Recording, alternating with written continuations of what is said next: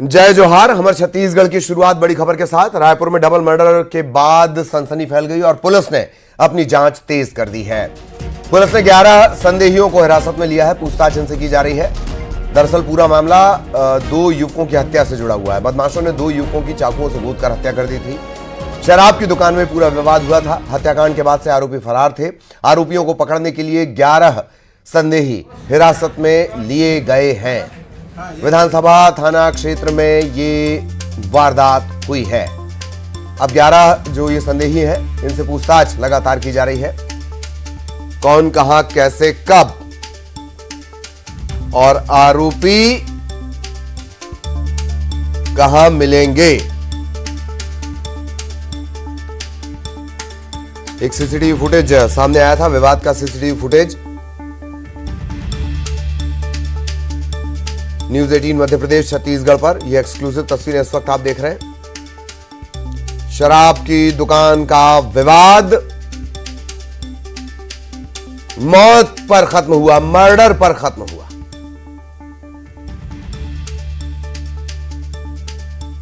बदमाशों ने कल 2 युवकों को इसी शराब भट्टी पर चाकू से गोद करके जघन्य हत्या कर दी। आपसी रंजिश की वजह से जो 3 आरोपी थे ये पूरी घटना को अंजाम दिए हैं और हरीश साहू, हेमलाल देवांगन, इस दोनों को इसी शराब भट्टी में आपसी रंजिश की वजह से सभी यहाँ पर आए हुए थे और किसी बात को लेकर के फिर से विवाद हुआ और यहीं पर उसकी चाकू से गोद कर हत्या कर दी गई। आरोपी इतने में ही नहीं माने, यहाँ से उठा करके आरोपियों को ले गए और पीट कर उसकी हत्या कर दी। जब दोनों को अस्पताल ले जाया गया जहां उसकी मौके पर मौत हो गई। और इस तरह से जो वारदात है, चाकूबाजी की घटना है, लगातार सामने आ रही हैं। छोटी छोटी बातों को लेकर के अपराधी चाकूबाजी कर रहे हैं और यही वजह है कि टीनेजर्स और युवा बड़ी संख्या में जेल जा रहे हैं। आखिर पुलिस का खौफ क्यों नहीं है। सहयोगी युगल इस वक्त हमारे साथ जुड़ चुके हैं। युगल, क्या कुछ अपडेट इस मामले में? 11 संदेही हिरासत में लिए गए हैं। अपहरण के बाद हत्या का मामला है वो प्रकाश में आया है। फिलहाल डबल मर्डर के बाद क्षेत्र में सनसनी फैले हुई है और जिन क्षेत्रों में ये जो मृतक हैं वो रहते थे वहाँ दहशत का माहौल है और जो विधानसभा पुलिस ने अलग अलग टीमें गठित की है। जो आरोपी फरार चल रहे हैं उनकी खोजबीन कर रही है, तलाश ली जा रही है। क्योंकि इस घटना में कई लोगों की संलिप्तता है वो बताई जा रही है। जानकारी ये भी सामने आई है ललित कि एक पिकअप वाहन में पहले बैठा करके ले जाया गया, फिर एक दूसरे जगह पर मार करके हत्या की गई है। तो कई लोगों की संलिप्तता है इसमें। फिलहाल जो प्राथमिक तौर पर जिन आरोपियों के नाम अभी आए हैं प्रथम दृष्टा, उन 11 आरोपियों को डिटेन करके रखा गया है, रोक करके, और वहां पर उनसे हिरासत में लेकर के पुलिस है वो पूछताछ कर रही है। अभी इस पूरे मामले का हालांकि खुलासा नहीं हुआ है कि मुख्य वजह क्या रही है, क्यों इस तरह के हत्या की घटना को अंजाम देने का जो बात है वो सामने आया, क्या एकदम आक्रोशित जो युवा है वो क्यों हुए। और ये भी है कि जो घटना में सीसीटीवी फुटेज में जो तस्वीरें दिख रही है उसे साफ पता चलता है कि आसपास बहुत सारे लोग मौजूद थे लेकिन किसी ने बीच बचाव नहीं किया और यही वजह है कि मामला तुल पकड़ा और उसके बाद हत्या तक की नौबत आ गई। और फिलहाल पुलिस इस पूरे मसले पर जांच है वो कर रही है, फरार आरोपियों की तलाश में, और जिन आरोपी उसमें शामिल थे उनकी संलिप्तता किस तरह की रही है ललित, उन सभी की पड़ताल है फिलहाल विधानसभा पुलिस है वो कर रही है। जी बिल्कुल बिल्कुल, बहुत धन्यवाद युगल आपका इस तमाम अपडेट के लिए। सहयोगी युगल विस्तार से जानकारी दे रहे थे। आगे भी युगल के जरिए अपडेट अपने दर्शकों तक पहुंचाएंगे। इधर अंबिकापुर में महिला कॉलेज में छात्राओं से रैगिंग का मामला सामने आया और सनसनी फैल गई। मैदान में ले जाकर पीटने का वीडियो भी बनाया गया है। आत्महत्या के लिए उकसाने के आरोप है। पीड़ित छात्राओं ने कड़ी कार्रवाई की मांग की है। अपने सीनियर्स पर यह गंभीर आरोप लगाए गए हैं। आरोप यह भी कि कॉलेज प्रबंधन पहले मामले को दबा रहा था। सीनियर छात्राओं पर रैगिंग के आरोप हैं। मैदान में ले जाकर पीटा गया, पीटने का वीडियो बनाया गया, आत्महत्या के लिए उकसाया गया। शनिवार का मैं कैंटीन में बैठी हुई थी, वहाँ पे मेरे पास एक लड़की आई जो मेरे को ग्राउंड में लेकर के गई। ग्राउंड में ले जाने के बाद वो लोग मेरे को प्रेरित कर रहे थे ये बोलने के लिए कि जो बातें मैंने बोली नहीं हो उस बात को वो ज़बरदस्ती मेरे मुंह से निकलवाना चाह रहे थे। मैंने मना किया तो उन लोगों ने मेरे ऊपर थप्पड़बाजी चालू कर दिया।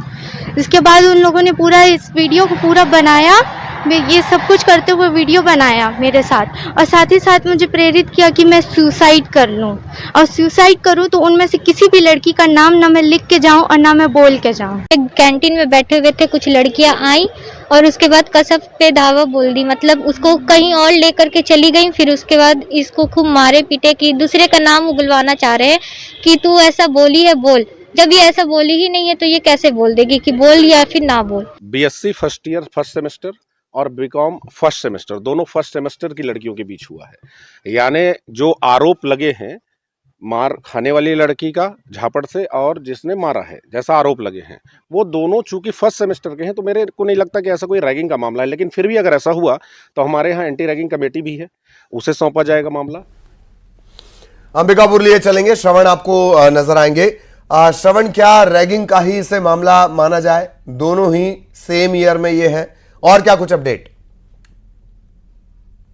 देखिए, जिस मामले आया है वो हैरत अंगेज मामला है। जो निजी हॉरिक्लॉस वुमेन कॉलेज है वहाँ पर पहुंचकर हंगामा किया है, प्रिंसिपल से शिकायत की है और तमाम जो है वहाँ पर जो शिक्षक हैं उनसे इस बात की जानकारी दी है कि इस तरह का जो कृत्य है वो जो सीनियर छात्रा हैं चाहे वो बीकॉम की छात्रा हैं वो ना करें। जिस तरह से आरोप लगाया है वो गंभीर आरोप लगाया है, आत्महत्या को मामले उकसाने का आरोप लगाया है, मारपीट का आरोप लगाया है। कैंटीन से उसको मैदान में लेके गई छात्र को, इसके बाद जो है उसको मारपीट किया गया, उसको ऐसा कहना है कि वो सुसाइड के लिए उकसाया। तो एक गंभीर आरोप जो है जो भी छात्र हैं, चाहे वो सीनियर के छात्र हों चाहे समकक्ष पढ़ने वाले छात्राएं हैं, उन पर जो है गंभीर आरोप जो है लगाए हैं और इस पर जो है छात्राएं जो कड़ी कार्रवाई की मांग कर रही हैं। ये भी बता रही हैं कि अन्य जो छात्राएं हैं इस तरह की घटना जो है से वो भयभीत हो गई हैं और जो छात्रा हैं जिस तरह से आरोप लगाई हैं कि 2 महीने से इनको इस तरह से प्रताड़ित किया जा रहा था, मानसिक प्रताड़ना किया जा रहा था।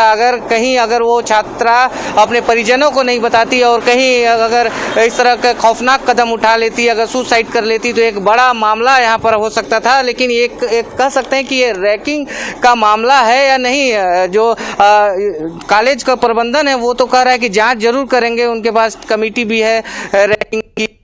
ये जो है मतलब गंभीर मामला है, इस पर जांच होनी चाहिए, करनी चाहिए और शिकायत के बाद। जी ठीक, धन्यवाद आपका इस तमाम अपडेट के लिए। सहयोगी श्रवण लगातार जानकारी दे रहे थे, आगे भी उनके जरिए अपडेट अपने दर्शकों तक पहुंचाएंगे। जशपुर में पति ने पीट कर पत्नी और सास की हत्या कर दी। शराब के नशे में था, डंडे से पीट कर उसने मर्डर कर दिया। वारदात के बाद से आरोपी पति फरार है, इसकी तलाश की जा रही है। कोतवा चौकी के खजरी ढाब गांव में यह घटना हुई है। डबल मर्डर, जशपुर में डबल मर्डर। सहयोगी दीपक इस वक्त हमारे साथ जुड़े हुए हैं। दीपक, क्या कुछ अपडेट अब तक? जी ललित, मैं आपको बताऊं कि ये पूरी घटना जो है वो कोतवा चौकी क्षेत्र के खजरी ढाब की है और खजरी ढाब में जो आरोपी है वो 8 साल पहले जो है अपनी पत्नी के साथ प्रेम विवाह किया था और अक्सर जो है वो शराब के नशे में अपनी पत्नी के साथ विवाद करता रहता था और बीती रात भी जो है ये अपनी पत्नी के साथ विवाद कर रहा था और इसी समय उसकी जो आरोपी की सास है वो भी उनके घर आई हुई थी और उसने जब अपनी बेटी से मारपीट करने और विवाद करने से मना किया तो जो आरोपी है वो गुस्से में आ गया और उसने डंडे से पीट कर अपनी पत्नी और सास दोनों की हत्या कर दी और घटना के बाद जो आरोपी पति है वो फरार है। पुलिस का कहना है कि जल्द ही आरोपी को गिरफ्तार कर दिया जाएगा। चलिए, जल्द ही आरोपी को गिरफ्तार कर लिया जाएगा। बहुत धन्यवाद आपका। खबर अंबिकापुर से, जहां पैरोल पर छूटा कैदी सिराज फरार हो गया।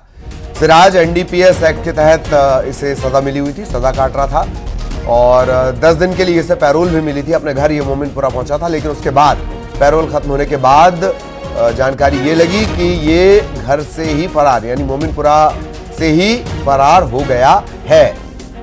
जेल प्रबंधन ने कोतवाली थाने में इस बात की शिकायत की है।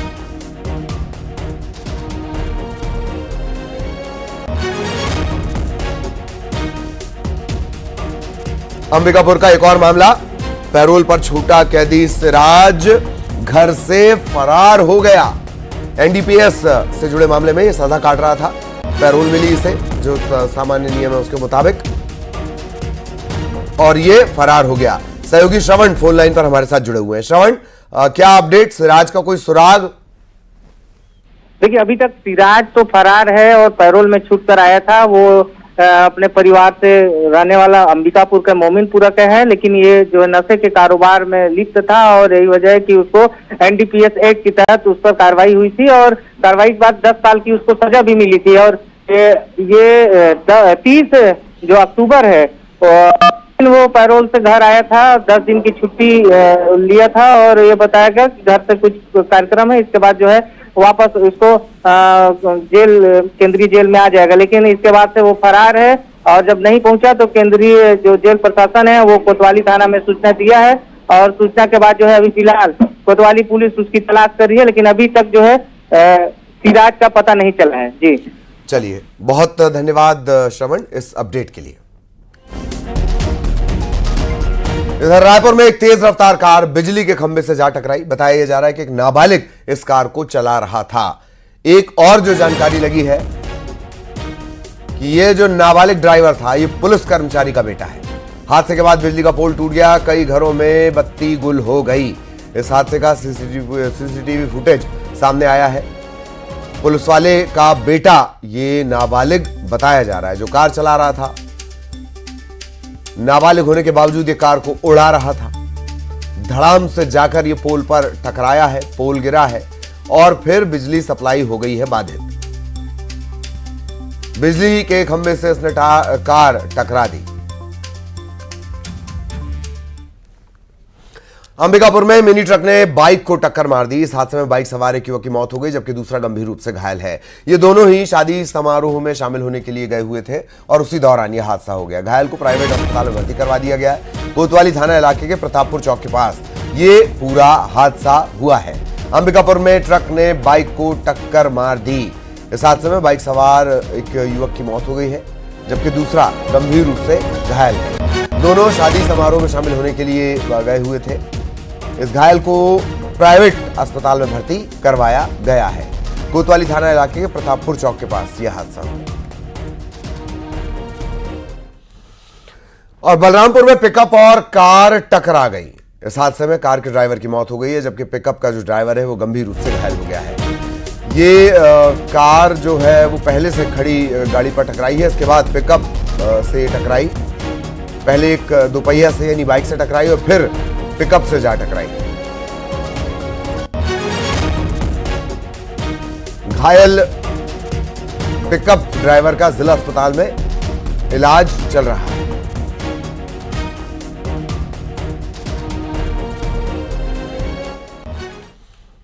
अंबिकापुर में खेत में आग लग गई और कई क्विंटल धान जलकर खाक हो गई।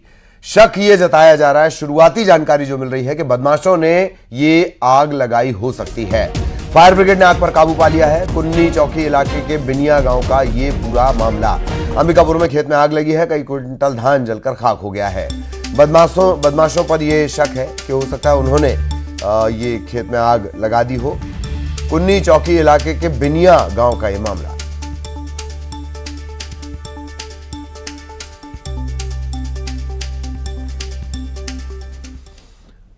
दुर्ग में चोर गिरोह का भंडाफोड़ हुआ है। 2 शातिर चोर गिरफ्तार किए गए। नाबालिग के साथ मिलकर चोरी की वारदात को अंजाम दिया करते थे। आरोपियों से लाखों का सामान जब्त किया गया है। दुर्ग में चोर गिरोह का भंडाफोड़ हुआ है। पुलिस ने 2 शातिर चोरों को गिरफ्तार किया है। नाबालिग के साथ मिलकर ये चोरी किया करते थे। आरोपियों के पास से लाखों का सामान भी जब्त हुआ है।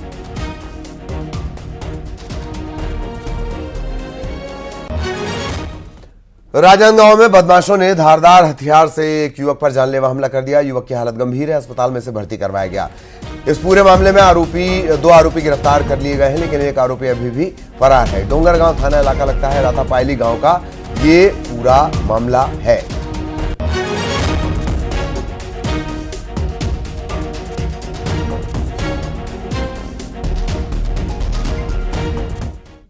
और बलरामपुर में शहर के करीब हाथी के आने से दहशत फैल गई। वाड्रफनगर पंचायत में हाथी के आने से लोग खौफ में हैं।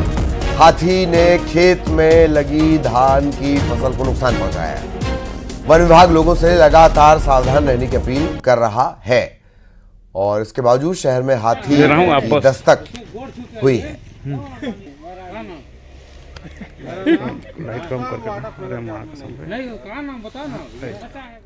और मुख्यमंत्री विष्णुदेव साय बस्तर दौरे के दौरान सेड़वा में सीआरपीएफ कैंप में पहुंचे। 241 बस्तरिया बटालियन के हेडक्वार्टर पहुंचे और जवानों के साथ समय बिताया। सीएम ने सीआरपीएफ की वर्दी भी पहनी। उन्होंने अधिकारियों जवानों से मुलाकात की है। सीएम साय ने नक्सल मोर्चे पर तैनात सभी जवानों को उपहार देकर जवानों का हौसला बढ़ाया। मुख्यमंत्री के साथ साथ पुलिस के और प्रशासन के आला अधिकारी भी मौजूद रहे। सीएम साय आज दंतेवाड़ा के दौरे पर रहेंगे। पेंड्रा जिले में किसानों के खेतों पर पानी पहुंचाने के लिए बनी नहर 1 साल से भी कम वक्त में जर्जर हो गई। लोगों का आरोप है कि विभाग और ठेकेदार की मिलीभगत के चलते नहर में घटिया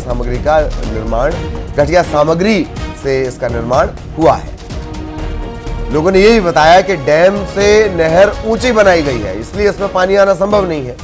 नहर में मिट्टी की साइड वाले होने की जगह से नहर धंस जाएगी और मिट्टी धंसने से नहर कई जगहों पर टूट भी गई है। ग्रामीणों ने बताया कि अब तक उन्हें नहर निर्माण में जो जमीन फंसी है उसका मुआवजा भी नहीं मिला है और नहर जर्जर होने के मामले में अधिकारी कुछ भी कहने से बच रहे हैं।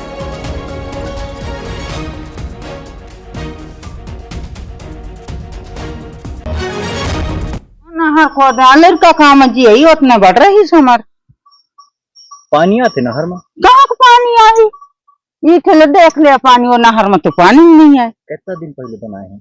कितना दिन हो गए? पर साल के तो आए। पर साल के पूरा तो टूट गए है वो पुलिया। अब टूट गए तो हम कहाँ जानी। अब भाई अब हम पानी नहीं आवे, खर्चा पानी सबके लाख न लड़का बाल बच्चा जी आवे।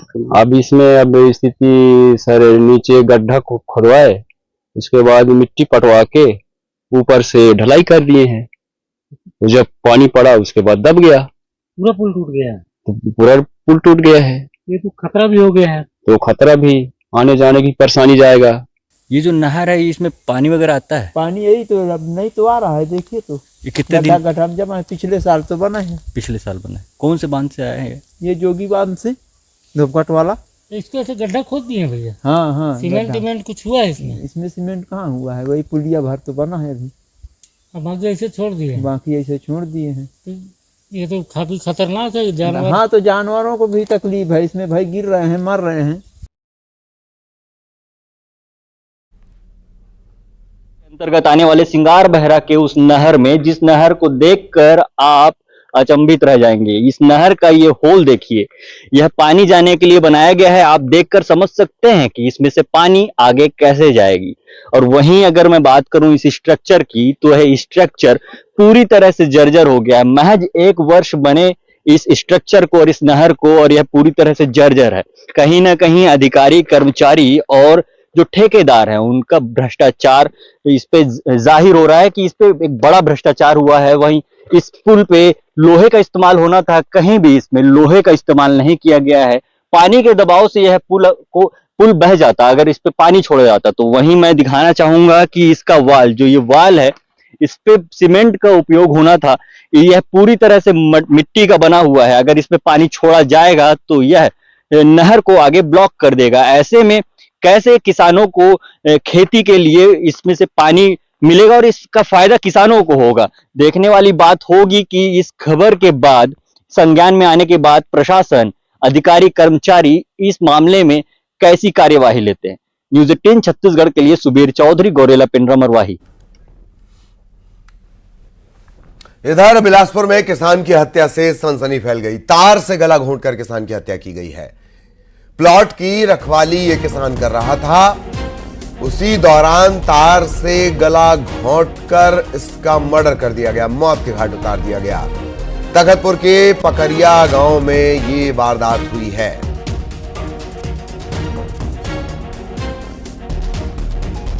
और किसान की हत्या के बाद पूरे इलाके में दहशत तारी हो गई है, सनसनी फैल गई है।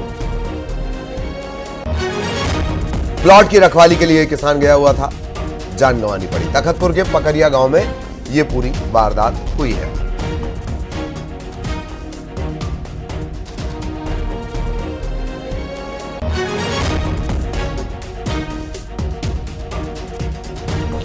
बिलासपुर का पूरा मामला, जहां प्लॉट की रखवाली करते किसान की तार से गला घोंट कर हत्या कर दी गई। ये दरअसल अपने प्लॉट की रखवाली कर रहा था और उसके बाद ये खबर मिली घर वालों को। तखतपुर के पकरिया गांव का ये पूरा मामला है। उमेश हमारे साथ जुड़े हुए हैं। उमेश, पूरी जानकारी। देखिए, ये पूरी घटना तखतपुर थाना क्षेत्र के पकरिया गांव की है, जहां पर रोज की तरह किसान राम प्रसाद कौशिक जो है वो अपने खेत में लगे फसलों की रखवाली के लिए जाता था। लेकिन बीती रात भी वो उसी तरीके से रखवाली करने गया था, लेकिन आज ग्रामीणों ने उसके शव को वहां नलकूप जो लगा हुआ था वहां देखा। गले पर जो है वो जो वायर होता है उससे गला घोंट कर उसकी हत्या की गई है। फिलहाल मौके पर डॉग स्क्वाड और पुलिस की टीम पहुंची हुई है। जांच की जा रही है कि आखिर इस क्या वजह थी, क्यों इस पूरी घटना को अंजाम दिया गया है, कौन इसके पीछे है। अलग अलग लोगों को हिरासत में लेकर जो पुलिस है वो पूछताछ कर रही है। लेकिन ये जरूर है कि इस घटना के बाद से पूरे गांव में सनसनी फैल गई है। जी, धन्यवाद आपका उमेश।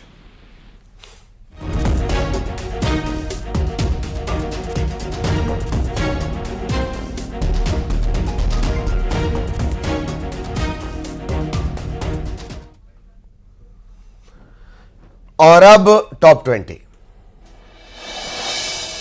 रायपुर